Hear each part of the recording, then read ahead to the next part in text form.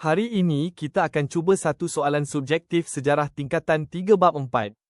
Topik kita ialah pentadbiran negeri-negeri Melayu tidak bersekutu. Fokus soalan ini ialah Perjanjian Bangkok 1909 dan peluasan kuasa British di negeri-negeri Melayu Utara. Cuba lihat, boleh tak jawab soalan bab 4 ini untuk 4 markah? Set latihan ini sesuai untuk ulang kaji pantas sebelum ujian. Topik fokus ialah Perjanjian Bangkok 1909. Melalui latihan ini, pelajar perlu memahami kesan perjanjian tersebut terhadap Perlis, Kedah, Kelantan dan Terengganu. Kata tugas utama ialah jelaskan. Maksudnya, pelajar perlu beri isi dan huraian ringkas. Sasaran kita ialah 4 markah, jadi pelajar perlu sediakan 4 kesan yang jelas. Sekarang, kita lihat soalan. Jelaskan 4 kesan Perjanjian Bangkok 1909 terhadap peluasan kuasa British di negeri-negeri Melayu Utara. Soalan ini minta kita beri 4 kesan atau akibat Perjanjian Bangkok 1909. Fokus jawapan mestilah kepada perubahan kuasa politik dan pentadbiran. Jangan hanya tulis tarikh perjanjian. Untuk video, pause di sini dan cuba tulis 4 isi terlebih dahulu. Sebelum semak jawapan penuh, cuba gunakan kata kunci ini. Pertama, Perjanjian Bangkok 1909. Kedua, British dan Siam. Ketiga, Perlis, Kedah, Kelantan dan Terengganu. Keempat, Penasihat British. Kelima, negeri-negeri Melayu tidak bersekutu. Ingat, untuk 4 markah, satu isi biasanya bersamaan 1 markah.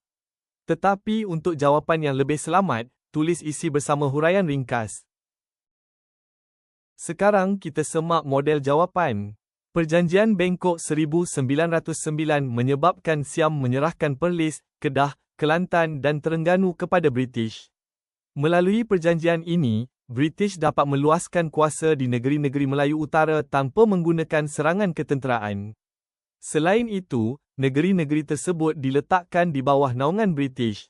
Hal ini membuka jalan kepada pelantikan penasihat British dalam pentadbiran negeri. Perjanjian ini juga menjadi asas kepada pembentukan negeri-negeri Melayu tidak bersekutu sebagai pakatan pentadbiran yang longgar di bawah pengaruh British. Untuk semak markah, gunakan panduan ini. Isi pertama, Siam menyerahkan Perlis, Kedah, Kelantan dan Terengganu kepada British, 1 markah. Isi kedua, British meluaskan kuasa tanpa serangan ketenteraan, 1 markah.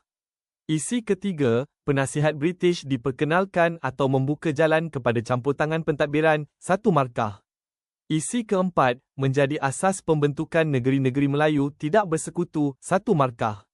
Jumlahnya 4 markah. Jawapan murid masih boleh diterima jika maksudnya sama, contohnya British mengambil alih pengaruh Siam atau negeri Melayu Utara bernaung di bawah British.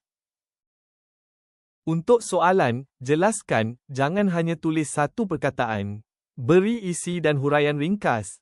Untuk 4 markah, sediakan 4 kesan yang berbeza. Pastikan nama negeri ditulis dengan tepat, iaitu Perlis, Kedah, Kelantan dan Terengganu. Gunakan istilah penting seperti Perjanjian Bangkok 1909, Siam, British, Penasihat British dan NNMTB. Kesilapan biasa pelajar ialah tertukar dengan Perjanjian London 1824. Ada juga pelajar menjawab tentang Johor sahaja, sedangkan soalan ini fokus kepada negeri-negeri Melayu Utara.